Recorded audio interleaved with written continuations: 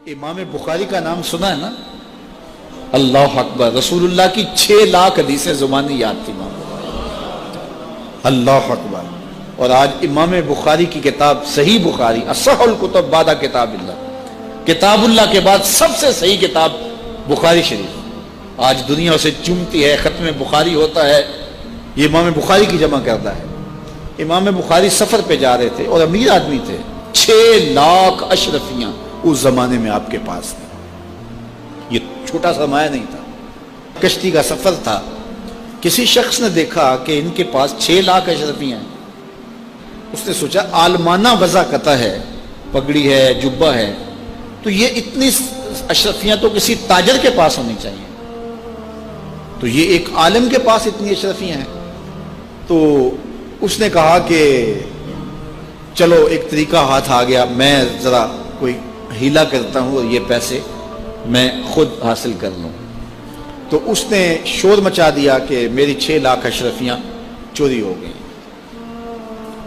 کہ جب سب تلاشی لی جائے گی تو ان سے نکلیں گی تو لوگ کہیں گے تو ایک مولوی شخص ہے اور تیرے پاس اتنے پیسے کہاں سے آئے، تو اشرفیاں مجھے مل جائیں گی۔ تو جب تلاشی شروع ہوئی تو امام بخاری کی تلاشی لی گئی تو ایک اشرفی بھی نہیں نکلی، کچھ بھی نہیں نکلا، سارا سامان ٹولا گیا، کچھ نہیں نکلا۔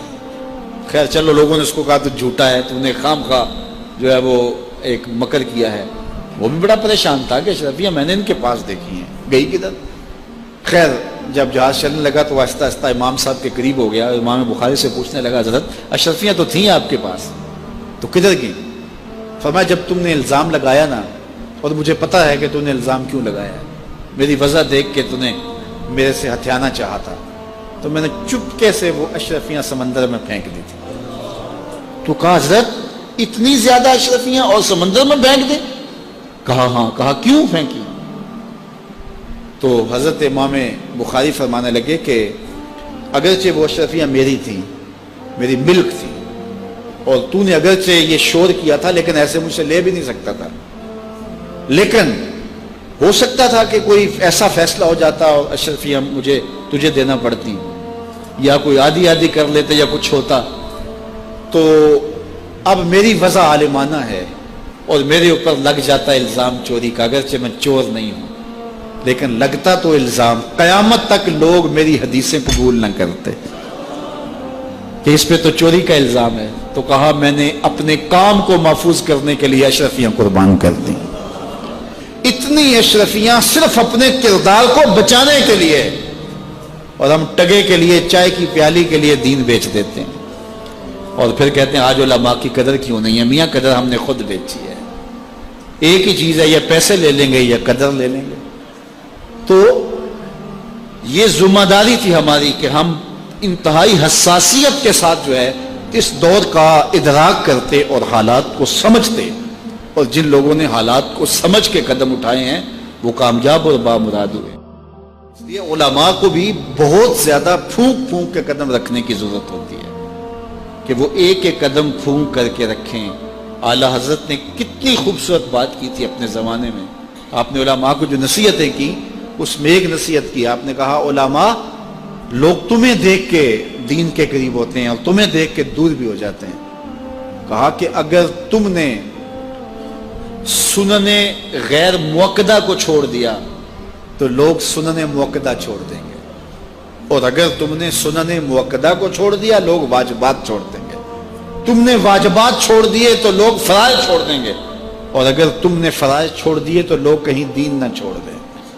اور پھر کہا اے طبقہ علماء، تم نے اگر مکروہ تنزیہیہ کا ارتکاب کیا تو لوگ مکروہ تحریمیہ میں پڑ جائیں گے، اور اگر تم نے مکروہ تحریمیہ کا ارتکاب کیا لوگ حرام میں پڑ جائیں گے، تم نے اگر حرام کا ارتکاب کیا تو لوگ قرآن مجید کی تعلیمات کا خلاصہ ہے، 1 بار نہیں، 2 بار نہیں، 10 بار نہیں، 20 بار نہیں، 100 بار نہیں، قرآن و حدیث کے اندر 750 مرتبہ نماز کا حکم آیا ہے۔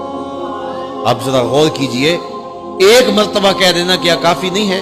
لیکن 750 مرتبہ تمہارے کریم رب نے تمہیں بار بار کہا ہے، تمہارے کریم رسول نے تمہیں بار بار کہا ہے کہ نماز پڑھو۔ تو اگر ہم اتنی بار سننے کے بعد بھی نماز نہیں پڑھیں گے تو پھر ہم کہاں کھڑے ہوں گے؟ اور دوسری بات ہے کہ اتنی تاکید کی گئی ہے، اتنی تاکید کی گئی ہے، تو یہ کتنا بڑا جرم تھا نماز کا ترک کرنا کہ بار بار کہا گیا ہے۔ جب آگے سامنے آگ جل رہی ہو اور کوئی دوڑ کے چھلانگ لگانا چاہ رہا ہو تو پھر ماں کی ممتا اتنی ہوتی ہے کہ اس کو 100 بار بھی روکنا پڑے تو بچے کو روکتی ہے، اس لیے وہ جانتی ہے کہ آگے آگ ہے، اور اگر میں اس کو نہ روک پائی تو سیدھا آگ میں چھلانگ لگائے گا۔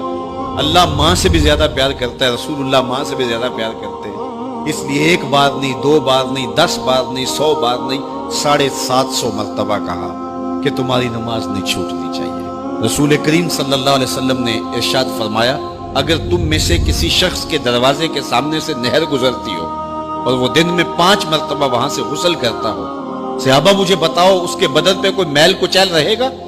تو صحابہ نے عرض کی، اے اللہ کے رسول، اس کے بدن پہ کوئی میل کچیل نہیں رہ سکتا جو دن میں 5 مرتبہ غسل کرتا ہے۔